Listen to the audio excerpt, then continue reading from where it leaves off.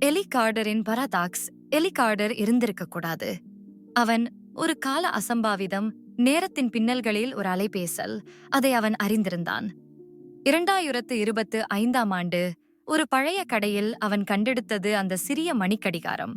அது சாதாரணமல்ல. அதிலுள்ள சக்கரங்கள் இயற்கைக்கு மாறாக விரைவாக சுழன்றன. அவன் பட்டனை அழுத்தியதும் அனைத்தும் மாறிவிட்டது. ஒரு நாளில் அவன் தனது அடுக்குமாடி குடியிருப்பில் இருந்தான். அடுத்த நொடியில் 1089ஆம் ஆண்டு லண்டன் நகரின் ரதவீதியில் நிற்கும் நிலையில் இருந்தான். ஹோர்ஸ் காடுகள், எண்ணெய் விளக்குகள். அவன் பார்த்தது ஒரு முற்றிலும் வேறுபட்ட உலகம்.